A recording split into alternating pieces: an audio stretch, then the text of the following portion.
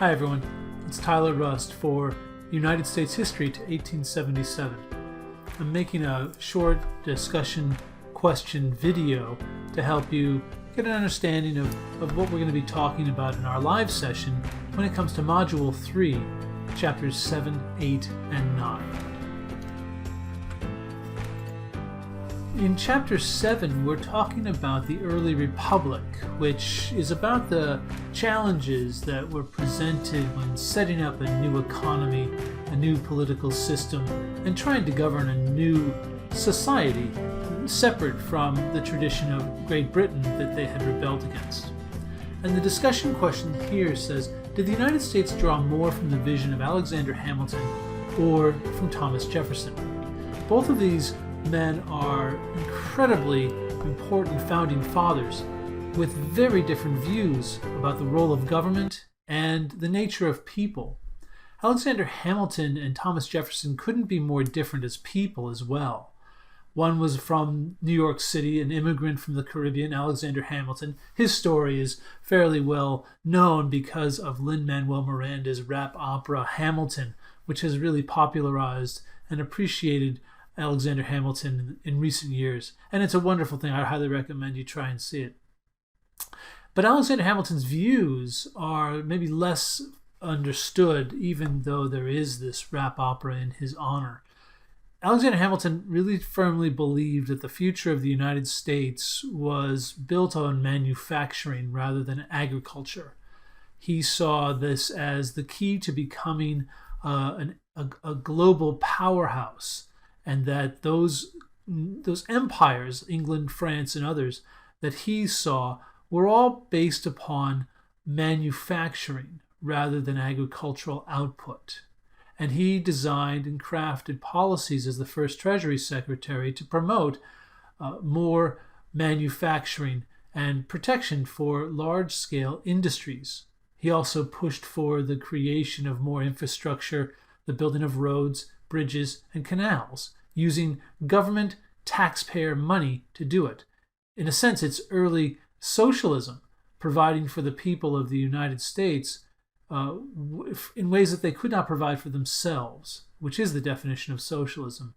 And it's also important to point out that at no point did Alexander Hamilton think the free market alone could handle this and provide for the growth of the nation in a way that would be constructive and beneficial to the nation itself. So he wasn't a free market economist by any means. He definitely believed in the market, but he also believed in a strong role for the national government in developing and fostering that. Thomas Jefferson had a very different view of federal power, being an anti-federalist and the head of the Democratic Republican Party. He believed in small government, and that a small government was a way to ensure maximal freedom for the people. Not an uncommon view based upon the experience of the American Revolutionary era. And Thomas Jefferson really believed that agriculture and that farmers and that rural people were the best, that they helped one another through cooperation and didn't rely upon government to support or protect them, that they were more independent and therefore more self-reliant. Now, the question would be that did the United States draw more from Alexander Hamilton or Thomas Jefferson? Both of these have solid grounds for evidence, and I encourage you to consider both Thomas Jefferson's view of farmers and the very important role that agriculture played, but also to consider Alexander Hamilton's structuring of the early American economy around manufacturing. The second question is, what were the causes and consequences of the War of 1812? This is one of those wars that often gets overlooked in American history, sadly, probably because it was a major loss for the United States. And it was a war that we invited rather than were compelled to fight. Our freedom was never in question. What really was all about was the expansion of land for the United States in a way that would be acceptable to the American people. What we can draw from this is that the cause is not always what we're told it truly is.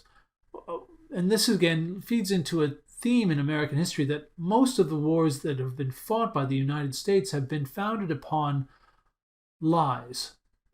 The people were not told what the real purpose of the war was in order to convince them to support the war.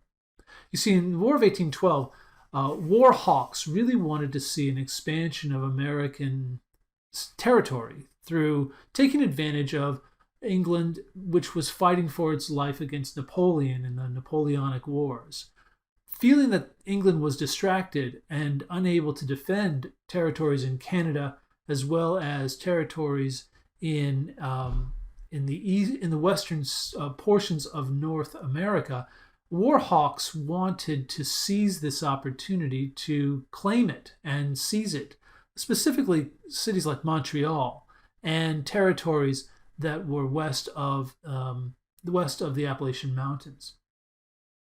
And so the argument would have fallen flat with the American public because no one will send their sons to fight and die in a war for expansion and conquest. It's not very heroic. And so we were told it was because the British were impressing our sailors on the high seas, basically forcing former British citizens who had fled their war to become American sailors to return to England. And this was something that the United States was doing as well. We were impressing sailors of our own. And so the real cause of the war, impressment, is not actually a strong cause when you examine the evidence. The consequence, of course, would be we lost the war, and we felt great about it. It launches something called the era of good feelings. And you can have a taste of this every time you sing the national anthem, I suppose, which was written by Francis Scott Key as he watched the British bombing Fort McHenry in Baltimore. The flag was still there as the bombs were bursting in air. Maybe you know the song. And even though we lost the war and were lucky not to get recolonized by Great Britain, the American public felt a great sense of patriotism because of the war. We had fought again together, this time as a nation, and we did not lose our freedom. We did not get recolonized. And again, the British basically gave up and went home. Remember, they burnt most of the eastern seaboard to the ground and burnt the White House, which was under construction at the time. And so it's hard to claim that this would be a victory in any sense. However, the United States did actually seize control of New Orleans during the War of 1812. A young commander by the name of Andrew Jackson, who's going to go on to become President Andrew Jackson, won the Battle of New Orleans in a very heroic and very important victory, which not only gave the United States control of maybe the most important commercial port in North America, New Orleans, but it also led to the expansion of slavery, right? The control of territories around Louisiana led to more slavery, more cotton production, and the increased tensions against removing Native Americans for that purpose, for the growth of cotton, for the expansion of slavery. And so very much we have to include slavery as one of the causes, along with territorial expansion, and one of the consequences as well.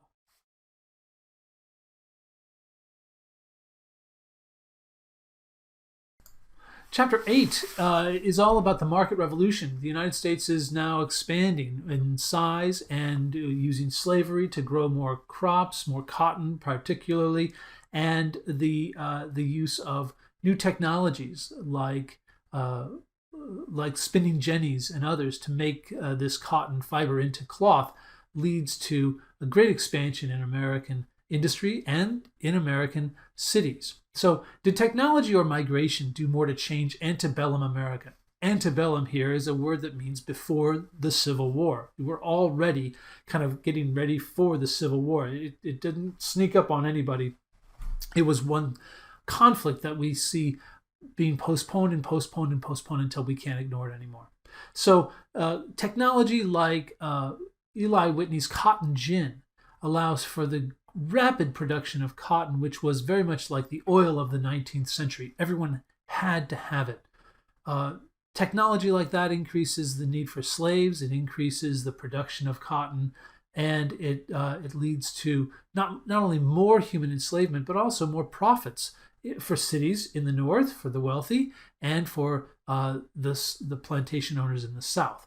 However, migration is also part of this as well, as more and more people are fleeing the devastating wars in Europe and coming to the United States to see the prosperity and the opportunity that exists there. The land. We're seeing, for example, one of the first great waves of immigration in American history, made up primarily of Germans and Irish coming over to the United States and bringing with them their skills, their labor, among other things. And so the debate here, the question is really about what led to the biggest change. Was it the arrival of the first great wave of immigrants, the Germans and the Irish, or was it new technologies like the spinning jenny, the steel plow, and the cotton gin? So how did the market revolution create social conflict? That's the other question here. So the market revolution is, of course, when you can, basically bring goods to market and sell them for large cash crops. Large cash crops can be sold at market, and this revolution creates social conflict in the need for more slaves to produce those cash crops, but also the increase in factory production and factory work in the North, where people are now working in factories rather than in their homes. And in those factories, they are being reduced to just cogs in the machine and treated very harshly because they essentially had no protections and no rights.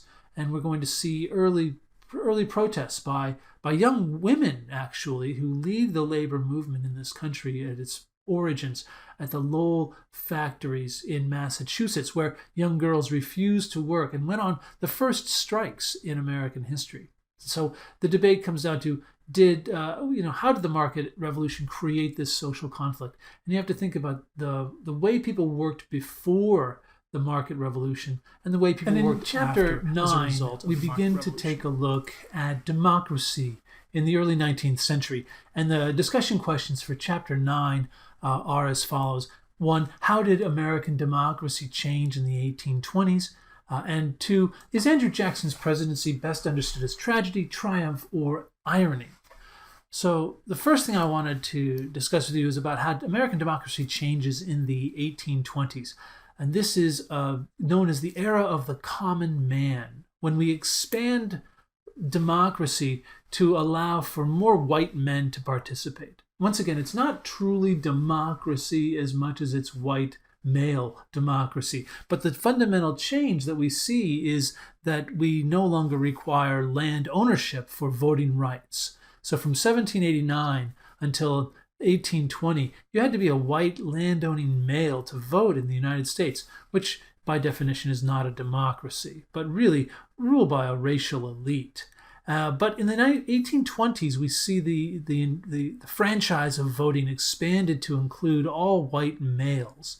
And this, of course, leads to a great expansion in interest in democracy, in politics, and the participation of new regional politics. As the West has been opening up in places like Kentucky and Tennessee and Missouri, we're going to see more regional political expression, and American politics grow to be more than just North and South, but now to include the West.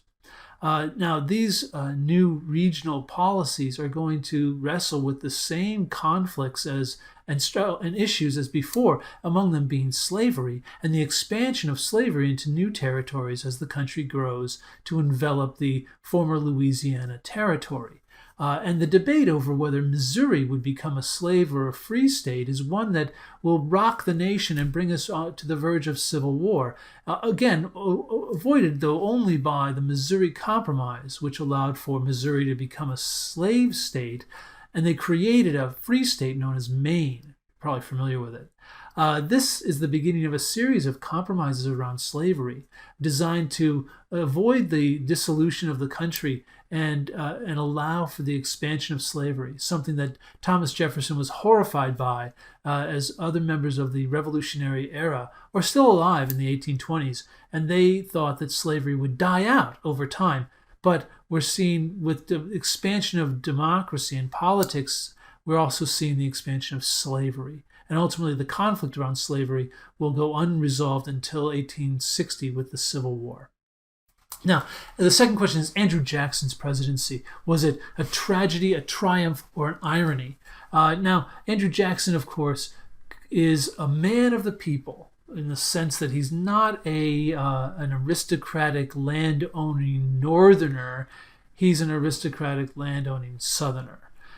He is technically a Westerner. He claims to be from Kentucky, but he's really more from Florida, although that was a Spanish territory at the time. He had been a child during the American Revolution. He had grown up hating the British and fought against them at the Battle of New Orleans. So Andrew Jackson's presidency is interesting because he comes in as an enemy of central power, as an enemy of the elite, but he ultimately breaking up things like the Bank of the United States. He uses centralized federal power to ensure his own power, right? So when there was this tariff, a tax on exports from the South in order to protect American businesses by forcing the Southerners to sell their crops to Northern factories, the Southerners call it the Tariff of Abomination, and they refused to pay it, claiming that they could nullify any federal tax or law that they did not like. And this nullification crisis is really reminiscent of the idea that the states have rights that they can claim that the federal government cannot override. And this debate over who's in charge is going to lead us ultimately to the Civil War. But we still hear claims of states' rights now in terms of local and regional issues that refuse to submit to a federal guideline or a federal law. Now, when the southern states, specifically South Carolina, refused to pay this tax, Andrew Jackson wanted to bring out the military and bring the military out to enforce the tax. A compromise was reached. He didn't have to do that. But it shows that he's willing to use strong centralized power, even violence, even though he claims to be a man of the people and an enemy of the elite. These two things might be ironic, but they also might just seem to be very uniquely Andrew Jackson, who used his appeals to the public to gain his own popularity and his position as president.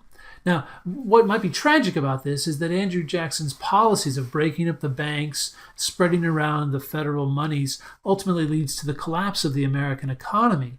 We get the Panic of 1836, when the economy basically collapses as Andrew Jackson is leaving the White House, and poor old Martin Van Buren, the next president in line, serves one term because he basically gets blamed for the terrible economic collapse in 1837 that results from Andrew Jackson's policies regarding the Bank of the United States. So it could be tragedy. But it also could be triumph, too, in a sense that Andrew Jackson showed that the American people would back a different type of candidate.